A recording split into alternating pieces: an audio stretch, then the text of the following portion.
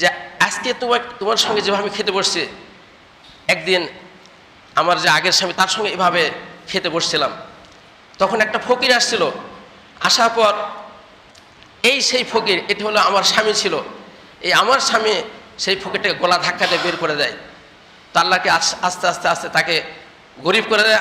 এরপরে তার সঙ্গে ঘর সংসার করে তোমার সঙ্গে বিবাহ হয়েছে। ওই স্বামী আজকে ফকির হয়ে, আগের মতো ফকির হয়ে আমার দরজায় এসেছে। যে তার অবস্থা দেখে, করুণ অবস্থা দেখে আমি চোখের পায়ে ঠিক রাখতে কাঁদতেছি। এখন তার স্বামী বলছে, পরের স্বামী বলছে, আল্লাহ, আল্লাহর কসম, ওই ফকির আর কেউ নয়, আমি ছিলাম। তোমার বেশি বেশি সালামের প্রচার এবং প্রসার ঘটাবে।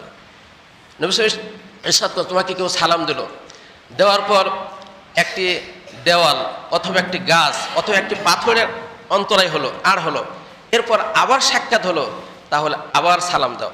অর্থাৎ যতবার সাক্ষাৎ হবে তোমরা কেউ ততবার সালাম দেবে। হজরত আব্দুল্লাহ ইবনে আব্বাস, হজরত আব্দুল্লাহ বিন সালাম রাদিয়াল্লাহু আনহু থেকে বর্ণিত, তিনি বলেন, রাসূলুল্লাহ সাল্লাল্লাহু আলাইহি ওয়াসাল্লাম ইরশাদ করেছেন, আইয়ুহান নাস, হে মানব মণ্ডলী, আফসুস সালাম, তোমরা সালামের প্রসার ঘটাবে, তোমরা বেশি বেশি সালাম দিবে। অসিলুল আরহাম, এবং তোমরা আত্মীয়তার সম্পর্ক সুদৃঢ় করবে, আত্মীয়তার বন্ধন দৃঢ় করবে। ও আতিমুত তাআম, এবং তোমরা মানুষকে খাবার খাওয়াবে। এবং মানুষ যখন ঘুমিয়ে থাকে তখন তোমরা উঠে রাতে নামাজ আদায় করবে, তোমরা তাহাজ্জুদ নামাজ আদায় করবে, তাহলে তোমরা নিরাপদে জান্নাতে প্রবেশ করতে পারবে, বেহেশতে প্রবেশ করতে পারবে। রাসূল কারীম সাল্লাল্লাহু আলাইহি ওয়াসাল্লাম এখানে 4টি বিষয় উল্লেখ করেছেন। প্রথম হলো সালাম, আফসোস সালাম, তোমরা বেশি বেশি সালামের প্রচার এবং প্রসার ঘটাবে। তো আল্লাহ সুবহানাহু ওয়া তাআলা বলেন, ওয়া ইযা হুয়্যিতুম বিতাহিয়াতিন ফাহাইয়ু বিআহসানা মিনহা আও রুদ্দুহা, যখন তোমাদেরকে সালাম দেওয়া হয় তখন তোমরা উত্তমভাবে সালামের উত্তর দিবে, অথবা যা দিয়েছে তা ফিরে দিবে। উত্তমভাবে সালামের উত্তর এইভাবে দিতে হয়। কেউ যদি সালাম দেয় আসসালামু আলাইকুম, তাহলে উত্তর দিতে হবে ওয়ালাইকুম আসসালাম ওয়া রাহমাতুল্লাহ, একটি শব্দ বাড়িয়ে বলতে হবে, তাহলে এটাকে উত্তমভাবে সালামের জবাব দেওয়া হয়। কেউ যদি সালাম আসসালামু আলাইকুম ওয়া রাহমাতুল্লাহ, তাহলে বলতে হবে ওয়ালাইকুম সালাম ওয়া রাহমাতুল্লাহি ওয়া বারাকাতুহু, এভাবে একটি শব্দ বাড়িয়ে দিতে হবে। আর যদি বাড়াইতে মনে না চায়, কেউ যদি সালাম দেয় আসসালামু আলাইকুম, তাহলে ওয়ালাইকুম আসসালাম। আর সালাম এটা একটি দোয়া, আর সালামের প্রতিটি শব্দে 10টি করে নেকি আল্লাহ পাক আমাদেরকে দান করেন। তো কাজে কেউ যদি আসসালামু আলাইকুম বলে, তাহলে আমি উত্তমভাবে জবাব যদি দিতে হয় উত্তমভাবে দেবো, ও আলাইকুম সালাম ওয়া রাহমাতুল্লাহ একটি শব্দ বাড়িয়ে বলবো, তাহলে আমি প্রতিটি শব্দে 10 নেকি, অর্থাৎ 2 শব্দে 20 নেকি পেয়ে যাব। আর এই সালামের নিয়ম নীতি পদ্ধতি আমাদের আদি পিতা হযরত আদম আলাইহিস সালাম থেকে আসে। আল্লাহ রাব্বুল আলামিন রাসূল কারীম ইরশাদ করেছেন, খালাকাল্লাহু আদম আলা সূরাতিহি, আল্লাহ রাব্বুল আলামিন আদম আলাইহিস সালামকে নিজ আকৃতিতে সৃষ্টি করেছেন। লাম্মা খালাকাল্লাহু, যখন তিনি তাকে সৃষ্টি, অতুলহু সিত্তুনা জিরান, এবং তার উচ্চতা ছিল 60 হাত। আদম আলাইহিস সালামের উচ্চতা কত? 60 হাত ছিল। লাম্মা খালাকাহু, যখন তিনি তাকে সৃষ্টি করার পর বললেন, ফাসাল্লিম আলা উলাইকা নাফারি ওয়া হুম নাফার মিনাল মালাইকাতি জুলুসুন, ওই যে একটি ফেরেশতাদের দল বসে আছে, তুমি সেখানে গিয়ে তাদেরকে সালাম দাও। ফাস্তামি মা ইউহাইয়ুকা ফাইন্নাহা তাহিয়াতুকা তাহিয়াতু যুররাতা, এবং তারা, তুমি মনোযোগ সহকারে শ্রবণ করে কিভাবে তারা সালামের উত্তর দেয়, তারা যেভাবে উত্তর দিবে এটাই হবে তোমার এবং তোমার সন্তানের শুভেচ্ছা বিনিময়, সালামের নিয়ম নীতি পদ্ধতি। তো তিনি জাহাবা ফাকালা, তিনি সেখানে গেলেন, যাওয়ার পর বললেন আসসালামু আলাইকুম। তো তারা উত্তরে বললেন, ফাকাল উত্তরে বললেন ওয়া আলাইকুম আসসালাম ওয়া রাহমাতুল্লাহ।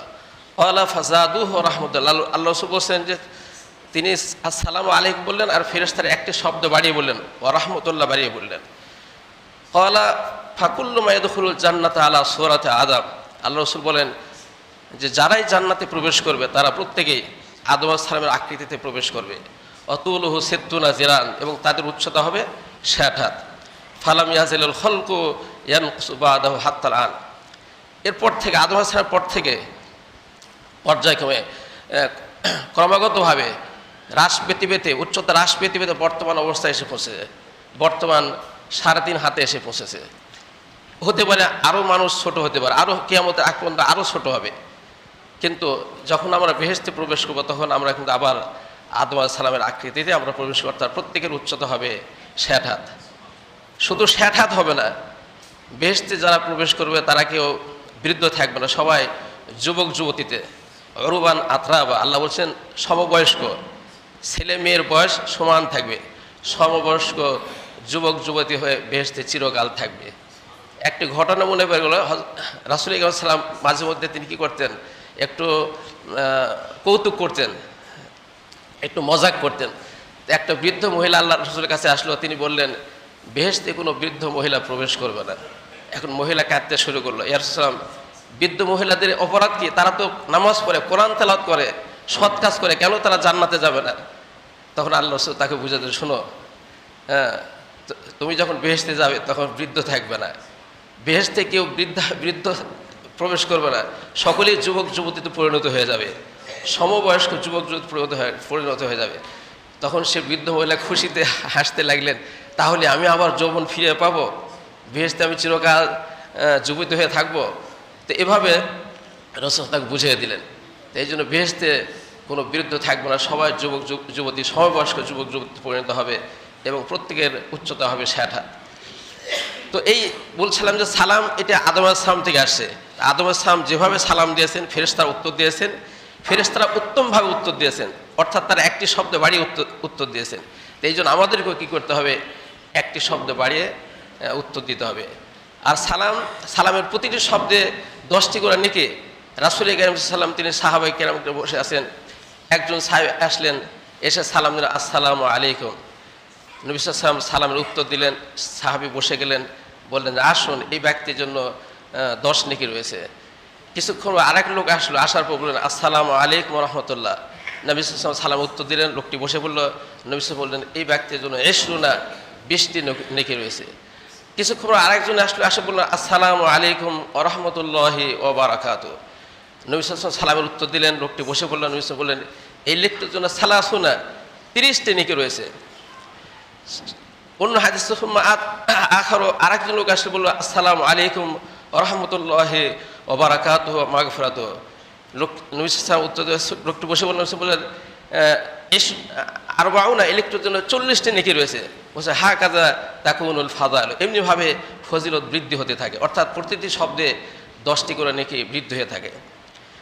সেই জন্য সালাম এটি একটি দোয়া, এবং সালাম আমরা যার যখনই দেখা হবে, নবী বলছেন একজন মুসলমানের প্রতি আরেকজন মুসলমান 6টি হক রয়েছে। তার মধ্যে একটি হলো ইউসাল্লিমু আলাইহি ইযা লাকিয়াহু, যখনই দেখা সাক্ষাৎ হবে তখন সে কি দিবে, সালাম দিবে।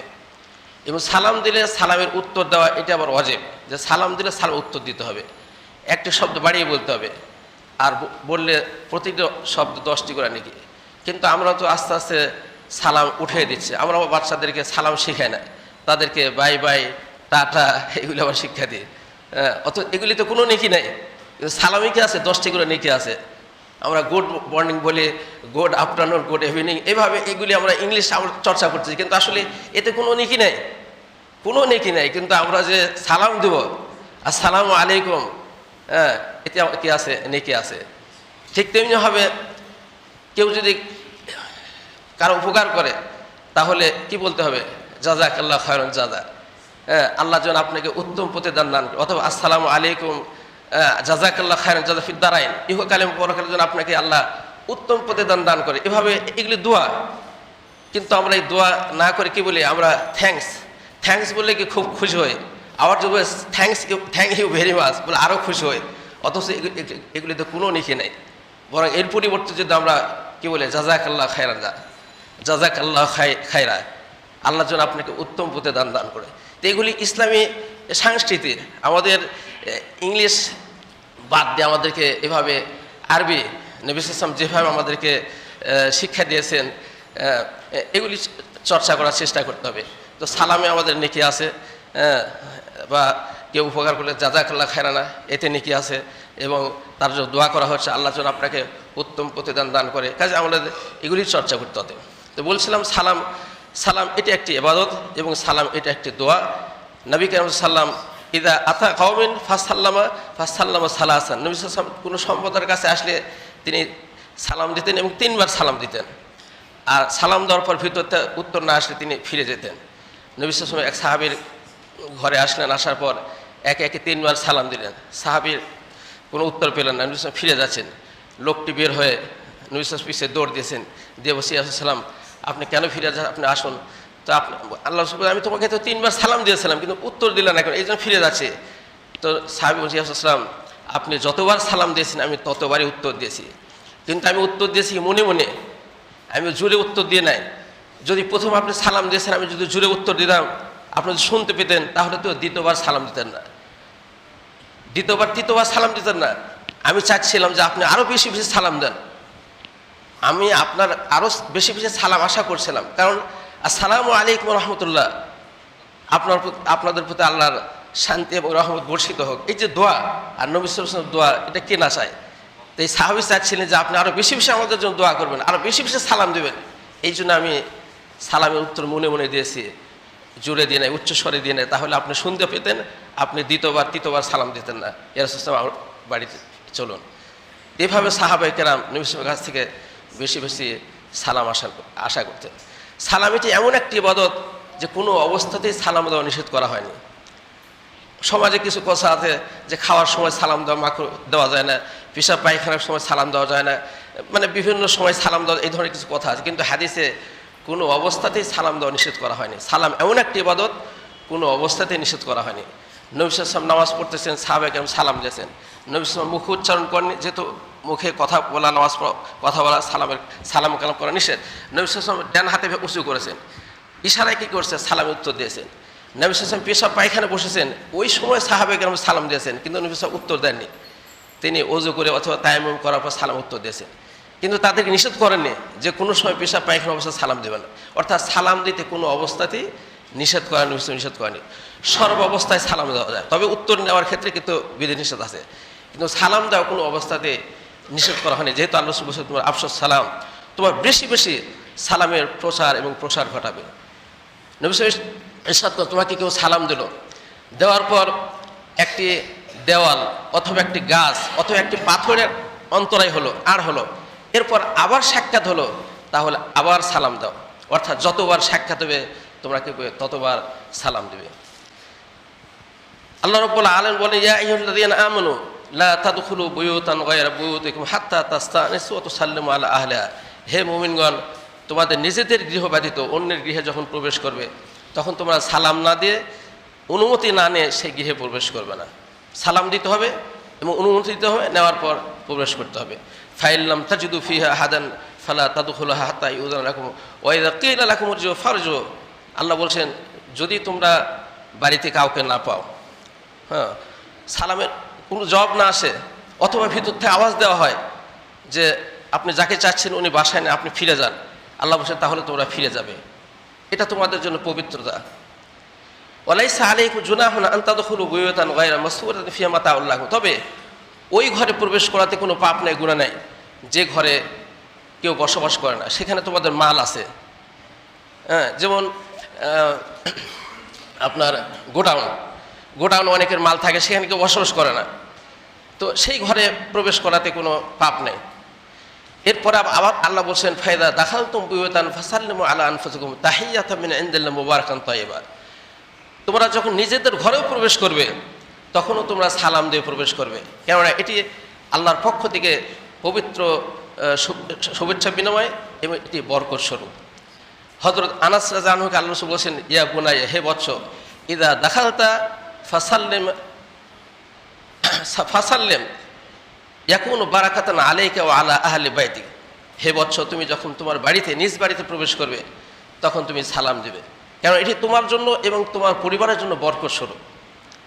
তাহলে আমরা অন্যের ঘরে যখন প্রবেশ করব, অবশ্যই সালাম অনুমতি না প্রবেশ করব, কিন্তু নিজের ঘরে যখন প্রবেশ করব তখন কি দিতে হবে, সালাম দিতে হবে, এবং এটি আমাদের বাড়ির জন্য রহমত এবং বরকত।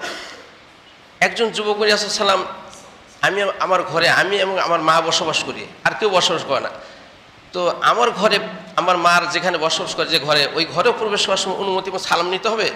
নবী বলেন, হ্যাঁ, তুমি তোমার মায়ের ঘরে যখন প্রবেশ করবে তখন তোমাকে সালাম এবং অনুমতি না প্রবেশ করতে হবে। কেননা তুমি কি চাও যে তোমার মাকে উলঙ্গ অবস্থায় দেখবে, এটা কি তুমি পছন্দ করো না? আমি এটা পছন্দ করি না, তাহলে তুমি সালাম দিয়ে অনুমতি নিয়ে প্রবেশ করবে। কারণ মহিলারা গরমের মধ্যে যখন প্রচণ্ড গরম, তখন ঘরের মধ্যে, এখন তো ফ্যান আছে, আগে তো ফ্যান ছিল না, তো এই জন্য তাদের শরীরের কাপড় এদিক ওদিক করে রাখার অনুমতি আছে। তো একজন যুবক যখন ঘরে প্রবেশ, হঠাৎ যদি মাকে এই অবস্থা দেখে, তাহলে উভয়ই লজ্জার মধ্যে পড়ে যাবে। এই জন্য যদি সালাম দেয়, অনুমতি নেয়, তাহলে মা এর মধ্যে শরীরের কাপড় ঠিকঠাক করে নেবে, তারপর খুলে দিবে, উভয়ে লজ্জার মধ্যে পড়বে না। রাসূল কারীম সাল্লাল্লাহু আলাইহি ওয়াসাল্লাম যদি কারো ঘরে প্রবেশ করতেন, তখন যখন দরজায় কোনো পর্দার কোনো বিধান ছিল না, তখন তিনি দরজার সরাসরি সামনের দিকে তাকাতেন না, তিনি দরজার ডান দিকে অথবা বাম দিকে দাঁড়িয়ে সালাম দিতেন। হ্যাঁ, কারণ সামনাসামনি তাকাতে হঠাৎ ভিতর থেকেও দরজা খুললে মহিলা চোখে পড়তে পারে, এই জন্য তিনি দরজার ডান দিকে দাঁড়িয়ে সালাম দিতেন অথবা বাম দিকে দাঁড়িয়ে, যখন দরজায় কোনো পর্দা লাগানো ছিল না। এখন তো এরপর যখন থেকে দরজায় পর্দা লাগানো হয়েছে, তখন থেকে এই ডানে বামে আর থাকার প্রয়োজনে সরাসরি সামনে দিক থেকেও সালাম দেওয়া যেতে পারে। তো যাই হোক, এভাবে সালামের প্রচার এবং প্রসার ঘটাতে বলা হয়েছে। নবী সাল্লাল্লাহু আলাইহি ওয়াসাল্লাম সালাম অনেক সময় ছোটো বাচ্চাদের শিক্ষা দিতেন। একটা ছোটো বাচ্চা দেখা গেছে যে সালাম ছাড়াই ঘরে প্রবেশ করেছে। নবী সাল্লাল্লাহু আলাইহি ওয়াসাল্লাম বাচ্চা, বাবা তুমি একটু বাইরে যাও, যে বল আসসালামু আলাইকুম, আমি কি প্রবেশ করতে পারি? এভাবে তুমি সালামে অনুমতি নিয়ে প্রবেশ করো। তারপর সেই বাচ্চা তাকে বের করে দিলেন, আসসালামু আলাইকুম, আমি কি প্রবেশ করতে? নবী সাল্লাল্লাহু, ঠিক আছে প্রবেশ করো। এভাবে তিনি বাচ্চাদের শিক্ষা দিতেন, কারণ ঘরে প্রবেশ করতে হলে সালাম এবং অনুমতি নিয়ে প্রবেশ করতে হবে। এভাবে সালামের প্রসার এবং প্রসার ঘটাতে হবে। রাসূল কারীম সাল্লাল্লাহু আলাইহি ওয়াসাল্লাম ইরশাদ করেছেন, ইসাল্লিমু সাগীরু আলাল কাবীর, ছোট বড়কে সালাম দিবে, এটি হলো বিধান। কিন্তু নবী সাল্লাল্লাহু আলাইহি ওয়াসাল্লাম অনেক সময় কী করেছেন, মাররা আলা গিলবানিন ফাসাল্লাম আলাইহিম, তিনি দেখতে পেলেন একটি ছোট বাচ্চারা খেলাধুলা করছে, এক জায়গায় আছে, নবী সাল্লাল্লাহু আলাইহি ওয়াসাল্লাম অতিক্রম করতেছিলেন, তাদেরকে সালাম দিয়ে অতিক্রম করলেন। ছোট বাচ্চাদেরকে শিক্ষার জন্য তিনি সালাম দিয়েছেন, যদিও ছোট বড়কে সালাম দেয়, কিন্তু তিনি শিক্ষার জন্য ছোট বাচ্চাদেরকে সালাম দিয়েছেন। এমনিভাবে মাররা আলা নিসওয়াতিন ফাসাল্লাম আলাইহিন্না, তিনি একদল মহিলা আছে, মহিলাদের কাজ দিয়ে অতিক্রম করতেছেন, তিনি তাদেরকেও কী দিলেন, সালাম দিয়ে অতিক্রম করলেন। তো এই জন্য যদি এক জায়গায় কিছু মহিলা থাকে, মহিলাদেরকেও নবী সাল্লাল্লাহু আলাইহি ওয়াসাল্লাম কী দিয়েছেন, এভাবে সালাম দিয়েছেন, আমরাও দিতে পারি। সেই জন্য সালামের বেশি বেশি প্রচার ও প্রসার করতে হবে। নবী সাল্লাল্লাহু আলাইহি ওয়াসাল্লাম আরও ইরশাদ করেছেন, ইসাল্লিমুর রাকিবু আলাল মাশি ওয়াল মাশি আলাল কাঈদি ওয়াল কালিলু আলাল কাসীর, আরোহী ব্যক্তি, নবী সাল্লাল্লাহু আলাইহি ওয়াসাল্লাম আরোহী ব্যক্তি হেঁটে যাওয়া ব্যক্তিকে সালাম দেবে, হেঁটে যাওয়া ব্যক্তি বসা ব্যক্তিকে সালাম দেবে, অল্প সংখ্যক লোক বেশি সংখ্যক লোককে সালাম দেবে, এভাবে সালাম শিক্ষা দিয়েছে। ওয়াইজু আনিল জামাতে, নবী সাল্লাল্লাহু আলাইহি ওয়াসাল্লাম একটি দলের পক্ষ থেকে যদি একজন সালাম দেয়, মানে দুটি দল, একটি দল আসতেছে আরেক দল আসছে, অথবা একটি দল আসছে এক দল বসে আছে, তো নবী সাল্লাল্লাহু আলাইহি ওয়াসাল্লাম বলছেন যে অতিক্রমকারী দল, যে দলটি আসতেছে, সেই দলের পক্ষ থেকে যে একজন সালাম দেয় তাহলে যথেষ্ট, সবাইকে সালাম দিতে হবে না। ঠিক তেমনি যারা বসে আছে তাদের মধ্য থেকে একজন যদি সালামের উত্তর দেয় তাহলে যথেষ্ট, সবাইকে সালাম দিতে হবে না। এভাবে নবী সাল্লাল্লাহু আলাইহি ওয়াসাল্লাম সালাম শিক্ষা দিয়েছেন। তো এক কথায় আমাদের বেশি বেশি সালামের প্রসার এবং প্রসার ঘটাতে হবে, তাহলে আমরা নিরাপদে আমরা জান্নাতে প্রবেশ করতে পারবো। তা আল্লাহর উপর আমাদেরকে বেশি বেশি সালামের প্রসার এবং প্রসার ঘটানোর তৌফিক দান করুন। দ্বিতীয় প্রকার আল্লাহ রাসূল বলছেন, অসিলুল আরহাম, তোমরা আত্মীয়তা সম্পর্ক বজায় রাখবে, আত্মীয়তা সম্পর্ক অটুট রাখবে। আর আত্মীয় তিন ধরনের হতে পারে, আত্মীয় বাবার পক্ষ থেকে, মায়ের পক্ষ থেকে, নিজের পক্ষ থেকে। বাবার পক্ষ থেকে হলো দাদা দাদি, চাচা চাচি, ফুফা ফুফু, চাচাতো ভাই, মামাতো ভাই, ফুফাতো ভাই, চাচাতো বোন, চাচাতো বোন, ফুফাতো বোন। হ্যাঁ, তারপর মায়ের পক্ষ থেকে দাদা নানা নানি, মামা মামি, মামাতো ভাই, তারপর খালা খালু, খালাতো ভাই বোন, নিজের পক্ষ থেকে নিজের ভাই বোন, অথবা নিজের ভাতিজা ভাতিজি। এভাবে বাবার পক্ষ থেকে, মায়ের পক্ষ থেকে, নিজের পক্ষ থেকে যে সময় আত্মীয় স্বজন আছে তাদের সঙ্গে সবসময় আত্মীয় সম্পর্ক বজায় রাখতে হবে। কোনো কারণে যদি আত্মীয় সম্পর্ক ছিন্ন হয় তাহলে যত দ্রুত সম্ভব আত্মীয় সম্পর্ক আবার গড়ে তুলতে হবে, আত্মীয় সম্পর্ক সৃষ্টি করতে হবে। কেননা রাসূল ইরশাদ করেছেন, লা ইয়াদখুলুল জান্নাতা কাতিউন ইয়ানি কাতা রাহিমিন, মুত্তাফাকুন আলাইহি, বুখারী মুসলিম। নবী বলেছেন যে আত্মীয়তার সম্পর্ক ছিন্নকারী ব্যক্তি কখনো জান্নাতে প্রবেশ করতে পারবে না, কঠিন ব্যাপার। এই জন্য আত্মীয়তার সম্পর্ক যে কোনো কারণে যে আত্মীয় সম্পর্ক ছিন্ন হয়, যত দ্রুত সম্ভব আত্মীয় সম্পর্ক বজায় অটুট গড়ে তোলার চেষ্টা করতে হবে। নবী সাল্লাল্লাহু আলাইহি ওয়াসাল্লাম ইরশাদ করেছেন, কেউ যদি চায় যে তার হায়াত, তার রোজিক বৃদ্ধি হোক এবং তার ধন সম্পদ বৃদ্ধি হোক এবং তার আয়ু বৃদ্ধি হোক, হায়াত বৃদ্ধি হোক, তাহলে সেজন্য আত্মীয় সম্পর্ক অটুট রাখে। আত্মীয় সম্পর্ক যদি কেউ অটুট রাখে, আত্মীয় সম্পর্ক যদি ঠিক রাখে, তাহলে আল্লাহ রাব্বুল আলামিন তার রিজিকের রুজিকে বরকত দান করবেন, তার সম্পদ বৃদ্ধি করে দেবেন, তার হায়াত বৃদ্ধি করে দেবেন। এই জন্য আত্মীয় সম্পর্ক কী করতে হবে? বজায় রাখতে হবে। আল্লাহ রাব্বুল আলামিন আত্মীয় সম্পর্ক ঠিক রাখার জন্য নির্দেশ দিয়েছেন এবং আত্মীয় সম্পর্ক ছিন্ন করাকে হারাম করে দিয়েছেন।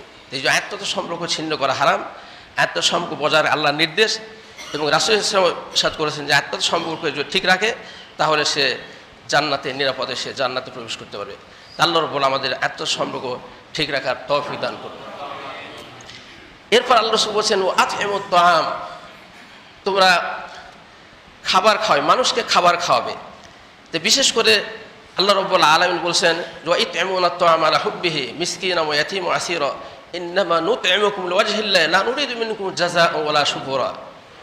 আল্লাহ বলছেন, যারা সৎ কর্মশীল, যারা ভালো মানুষ, সৎ কর্মশীল, তারা ফকির, মিসকিন এবং ইয়াতীম, অসহায় এবং বন্দি, তাদেরকে খাবার খাওয়ায় এবং এ কথা বলে, ইন্নামা নুত'iমুকুম লিওয়াজহিল্লাহি, আমরা একমাত্র আল্লাহর সন্তুষ্টির জন্য তোমাদেরকে খাবার খাওয়াচ্ছি, লা নুরিদু মিনকুম জাযাআন ওয়ালা শুকুরা, এর জন্য তোমাদের কাছে আমরা কোনো প্রতিদান চাই না এবং তোমরা আমার কৃতজ্ঞতা প্রকাশ করবে এটাও আমি চাই না।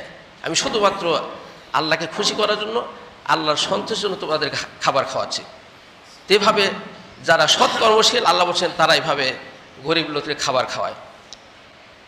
এবং শুধু তাই নয়, ওয়া ইউসিরুনা আলা আনফুসিহিম ওয়ালাউ কানা বিহিম খাসাসা, যে তারা তাদের নিজেদের প্রয়োজন থাকা সত্ত্বেও তারা অন্যকে নিজেদের উপরে প্রাধান্য দেয়, নিজে না খেয়ে থাকলে অন্যকে খাবার খাওয়ায়।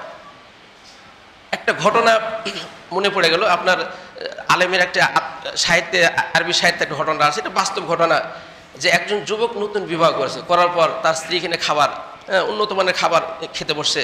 এমন সময় একজন ফকির আসছে, আসার পর খাবার চেয়েছে। এখন যুবক খুব রাগ হয়ে গেছে যে এই সময় ফকির আসছে, খেতে বসছে, সে দরজাটা খুলেই গলা ধাক্কা দিয়ে তাকে বের করে দেয়। আর সময় পাওনি মিয়া, এখন আমরা খেতে বসে আসছো, যাও, ধাক্কাতে বের করে দিয়েছে।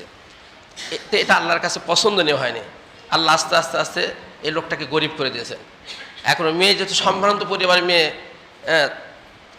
তার সঙ্গে আর সংসার করতে রাজি না, বলছে আমাকে তুমি তালাক দাও, আমি তোমার সংসার করবো না। তেমন পর্যায়ে গেছে যে শেষ পর্যন্ত তালাক দিতে বাধ্য হয়েছে। পরবর্তীতে সে তার অন্য একজন যুবকের সাথে বিবাহ হয়েছে।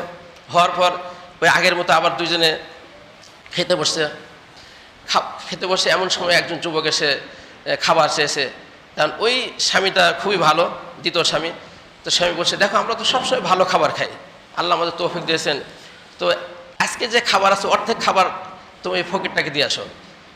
তখন সে খাবার নিয়ে যখন দরজা খুলেছে, খোলার পর ফকিরকে দেখে সে কাঁদতে শুরু করেছে, তার চোখে পানি ঝরছে। এখন স্বামী বলছে, কি ব্যাপার?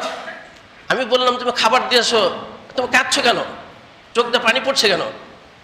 তো বলছে, আল্লাহর কসম করে বলছে যে আজকে তোমার সঙ্গে যেভাবে আমি খেতে বসছি, একদিন আমার যে আগের স্বামী তার সঙ্গে এভাবে খেতে বসছিলাম, তখন একটা ফকির আসছিল। আসার পর সেই ফকির, এটি হলো আমার স্বামী ছিল, এই আমার স্বামী সেই ফকিরটাকে গলা ধাক্কাতে বের করে দেয়। তো আল্লাহকে আস্তে আস্তে আস্তে তাকে গরিব করে দেয়। এরপরে তার সঙ্গে ঘর সংসার করে নিয়ে তোমার সঙ্গে বিবাহ হয়েছে। ওই স্বামী আজকে ফকির হয়ে, আগের মতো ফকির হয়ে আমার দরজায় এসেছে, যে তার অবস্থা দেখে, করুণ অবস্থা দেখে আমি চোখের পানি ঠিক রাখতে কাঁদতেছি। এখন তার স্বামী বলছে, পরের স্বামী বলছে, আল্লাহর কসম, ওই ফকির আর কেউ নয়, আমি ছিলাম।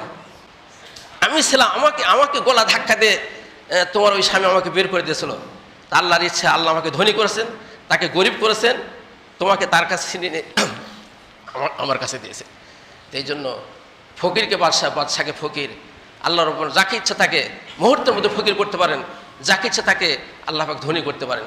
আল্লাহ বলছেন, আল্লাহুম্মা মালিকাল মুলকে তুতিল মুলকা মান তাশা ওয়া তানজিউল মুলকা মিম্মান তাশা ওয়া তুইজ্জু মান তাশা ওয়া তুযিল্লু মান তাশা বিল খাইর ইন্নাকা আলা কুল্লি শাইইন কাদির। আল্লাহ বলছেন, আমি আল্লাহ যাকে ইচ্ছা তাকে রাষ্ট্র ক্ষমতা দান করি, যাকে ইচ্ছা তাকে রাষ্ট্র ক্ষমতা ছিনে নিই, যাকে ইচ্ছা তাকে আমি সম্মান দান করি, যাকে ইচ্ছা তাকে আমি লাঞ্ছিত অপমানিত করি। সমস্ত কল্যাণ আল্লাহ বলছে আমার হাতে রয়েছে। এই জন্য সব কিছু আল্লাহ রাব্বুল আলামিন কাছে সব ক্ষমতা রয়েছে। এই জন্য ফকিরকে বাদশাহ, বাদশাকে ফকির, এটা মুহূর্তের ব্যাপার। এই জন্য এই যে ঘটনা ঘটালো, এই জন্য আল্লাহ বলছে আম্মা সাইলা ফালা তানহার, কোনো ফকিরকে, কোনো সাইলকে ধমক দিও না, তাকে গলা ধাক্কা দিয়ে বের করো না। কারণ সকল মানুষ আদম সন্তান, সকল মানুষ আল্লাহর সৃষ্টি। আঙ্গুল 5টি আছে, 5টা আঙ্গুল কিন্তু সমান নয়, ছোট বড় আছে। যদি আঙ্গুল সবগুলো সমান হতো তাহলে আমাদের সমস্যা হতো। আঙ্গুল ছোট বড় আছে বলে আমরা যে কোনো জিনিস আমরা ধরতে পারি। পৃথিবীতে মানুষকে আল্লাহ পাক যদি সবাইকে সমান করতেন তাহলে মানুষ বিপদে পড়তো। এই জন্য কাউকে ধনী করেছেন, কাউকে গরিব করেছেন, বিভিন্ন শ্রেণীর আল্লাহ সৃষ্টি করেছেন যাতে করে আল্লাহ রাব্বুল আলামিন পৃথিবীতে আবাদ করতে পারেন। কিন্তু সবাই যদি সবাইকে সমান করতেন তাহলে কিন্তু কেউ কারো কাজ করতো না, কেউ কারো উপকার করতো না, মানুষ বিপদে পড়ে যেত। তো এই জন্য আল্লাহ রাব্বুল আলামিনের এটি বিধান আমাদেরকে মেনে নিতে হবে। তো এই জন্য মনে করতে হবে সকলে আদম সন্তান, সবার মর্যাদা আছে, ফকিরের মর্যাদা আছে, আল্লাহ পাক তাকে সৃষ্টি করেছেন। তো এই জন্য সাহাবায়ে কেরাম তারা এইভাবে কী করতেন, তাদের নিয়ম ছিল খেতে বসছেন, কোনো ফকির আসছে, সাইল আসছে, অনেকে কী করেছেন পুরোটাই খাবার দিয়ে দিয়েছেন, অনেকে অর্ধেক দিয়ে দিতেন। এইভাবে সাহাবায়ে কেরামের সামনে কেউ যে ফকির আসতো, কোনো ফকিরকে তারা খালি হাতে ফিরাতেন না, তারা কিছু দিয়ে অথবা খাবার দিয়ে তাদেরকে বিদায় করে দিতেন। রাসূল কারীম সাল্লাল্লাহু আলাইহি নির্দেশ ছিল তার স্ত্রীদের উপরে, আমি বাড়িতে থাকি না থাকি, আমি যদি বাইরেও থাকি, কোনো যদি ফকির আসে, কোনো সাইল আসে, খাবার চায়, আর যদি ঘরে খাবার থাকে তাহলে অবশ্যই তাদেরকে খাবার দিয়ে বিদায় করবে, কিছু দিয়ে বিদায়, খালি হাতে কেউ বিদায় করবে না। আর যদি কিছুই না থাকে তাহলে সুন্দর কথা বলে, ভালো কথা বলে বিদায় করবে। এটা নবী সাল্লাল্লাহু আলাইহি ওয়াসাল্লামের ওসিয়ত ছিল, নির্দেশ ছিল। তো নবী সাল্লাল্লাহু আলাইহি ওয়াসাল্লাম একদিন বাসায় নেয়, তো একজন মহিলা তার 2 কন্যাকে নিয়ে আসে, সে খাবার, সে আমার অনাহারে আছে, আমাকে খাবার দিন। তখন নবী সাল্লাল্লাহু আলাইহি ওয়াসাল্লাম স্ত্রী ঘরে কিছুই পেলেন না, একটি মাত্র আরবের খেজুর পেলেন। তো ওই খেজুরটা মহিলাকে দিলেন। তো মহিলা কী করলেন, খেজুরটাকে অর্ধেক করে 2 মেয়েকে দিলেন, নিজে কিছুই খেলেন না। তা তাহলে দেখেন মায়েরা এমনই হয়ে থাকে যে নিজেরা না খেয়ে সন্তানকে খাওয়ায়, ইচ্ছা করলে সেখানে তো 1 কামড় খেতে পারতেন, কিন্তু না, পুরোটাই কন্যা সন্তানকে দিলেন। মায়েরা না খেয়ে থাকে, সন্তানকে খাওয়ায়। মায়েরা এমনই হয়ে থাকে, তাদের মহব্বত ভালোবাসা এত বেশি, অথচ সন্তান যখন বড় হয় তখন এই মাকে ভুলে যায়। এটা উচিত নয়, মাকে চিরদিন স্মরণ রাখতে হবে। তো যাই হোক, এই ঘটনা যখন আল্লাহ রাসূল আসলো তখন তার স্ত্রী আল্লাহর কাছে বললেন, এরকম একটা ঘটনা যে একজন মহিলা আসছে, খেজুর দিলাম, নিজে না খেয়ে 2 বাচ্চাকে খাওয়া দিলেন। তো নবী সাল্লাল্লাহু আলাইহি ওয়াসাল্লাম বলছে, দেখো যার 2টি কন্যা সন্তান আছে, আর সন্তানকে যদি কষ্ট করে হলো লালন পালন করে বিবাহ দিতে পারে, আল্লাহ রাব্বুল আলামিন তার জন্য জান্নাত, বেহেশত প্রস্তুত করে রেখেছে। সুবহানাল্লাহ। বলে রাসূল যার একটি আছে, বলছে একটি সন্তান, একটি কন্যা সন্তান যাকে, তাহলে যাকে লালন পালন করে বিবাহ দেয়, তাহলে তার জন্য আল্লাহ রাব্বুল আলামিন জান্নাত, বেহেশত তৈরি করেছে। সুবহানাল্লাহ। তাহলে কন্যা সন্তান হলে বেহেশতের সুসংবাদ আছে, ছেলে সন্তানের সুসংবাদ নাই, কিন্তু কন্যা সন্তান যাদের আছে তাদের বেহেশতের সুসংবাদ। আজকাল তো আমরা প্রথমে কন্যা সন্তানের মন খারাপ করি, বিশেষ করে শ্বশুর শাশুড়ি বেশি মন খারাপ করে, আর ছেলে হলে খুশি। কিন্তু আল্লাহ রাসূলকে বেহেশতের সুসংবাদ দিলেন যে কন্যা সন্তান যা আসে সে বেহেশতি। সেই জন্য ছেলে হোক মেয়ে হোক আল্লাহর দান, আল্লাহ রাব্বুল আলামিন যাকে যা দিয়েছেন আমাদেরকে খুশি থাকতে হবে, খুশি থাকতে হবে, মন খারাপ করা যাবে না। কিন্তু আরবের প্রথা ছিল, ওয়াইদা বুশরা আহাদুম বিল উনসা যাল্লা ওয়াজহু মুসওয়াদ্দা ওয়া হুয়া কাযীম ইয়াতাওয়ারা মিনাল কওমি মিন সুই মা বুশরা বি আউহুনা আল্লাহ রাব্বুল আলামিন বলেন, যেমন এক সময় ছিল জাহেলিয়াতের যুগে, যদি খবর দাও তো বাবাকে যে তোমার কন্যা সন্তান হয়েছে, তখন সে কী করতো, কন্যা সন্তান হয়ে তার চেহারাটা কালো হয়ে যেত, চেহারা কালো হয়ে যেত। সে চিন্তা করতো যে হাই, আমার কন্যা সন্তান হয়েছে, এত দুর্ভাগ্য আমি, হয় আমাকে এই মুহূর্তে দেশান্তর হয়ে যাওয়া ভালো, অথবা মাটির নিচে ঘিরে যাওয়া ভালো, আমি মুখ দেখাবো কি আমার কন্যা সন্তান হয়েছে। কন্যা সন্তান হকে তার অপমান মনে করতো, অথচ কন্যা সন্তানকে বেহেশতের সুসংবাদ দিয়েছেন। অনেকে সহ্য করতে পারে, কন্যা সন্তান জীবিতই মাটির নিচে পুঁতে রাখতো এবং স্ত্রীকে বলে যেত যে আমি তো চলে গেলাম বাইরে বা বিদেশে, যদি কোন ছেলে হয় রেখে দেবে, আর কন্যা সন্তান হলে জীবিত কন্যা সন্তানকে মাটির নিচে পুঁতে রাখবে। এরকমভাবে ওসিয়ত করে যেত জাহেলিয়াতের লোকেরা, এত তারা খারাপ ছিল। তো যাই হোক, রাসূল সাল্লাল্লাহু আলাইহি ওয়াসাল্লাম কন্যাদের মর্যাদা দিয়েছেন, কন্যার সন্তান হয়ে বেহেশতের সুসংবাদ দিয়েছেন। তো বলছিলাম যে এই যে সাহাবায়ে কেরাম বা আল্লাহর রাসূলের স্ত্রী তারা কি করতেন, কিছু না দিয়ে ফকির বিদায় করে দিতেন, খাবার চাইলে খাবার দিতেন। এই জন্য খাবার চাইলে খাবার দিতে হবে। তা আল্লাহ রাসূল বলছেন যে আতইমুত তাআম, তোমরা খাবার দিবে। এখন খাবার চাই মেহমান হোক, চা ফকির মিসকিন হোক, আত্মীয়স্বজন হোক, যে কেউ যাকে যেভাবে খাওয়ানোর সুযোগ সৃষ্টি হবে, যাকে যখন খাবার সুযোগ আসবে তাকে সাধ্য অনুযায়ী খাবার দিতে হবে। এবং খুব উন্নত মানের খাবার দিতে এমন নয়, সাধারণভাবে আমরা যেভাবে আপনার বাসায় যেভাবে খান, সাধারণ যেভাবে খান এরকম খাবার দিলে যথেষ্ট, কিন্তু খাওয়াতে হবে। হ্যাঁ, যদি আমরা নিরাপদে জান্নাতে যেতে চাই তাহলে যখন যেভাবে খাওয়ানোর সুযোগ আসবে আমাদেরকে বেশি বেশি খাওয়ানোর চেষ্টা করতে হবে। আল্লাহ রাব্বুল আলামিন আমাদেরকে এই হাদিসের উপর আমল করতে তৌফিক দান করুন। বারাকাল্লাহু লানা ওয়া লাকুম ফিল কুরআনিল আযীম ওয়া নাফা'না ওয়া ইয়্যাকুম বিল আয়াতি যিকরিল হাকীম ফা ইন্নাহু তাআলা জাওয়াদুন কারীম মালিকুম বাররুর গফুর।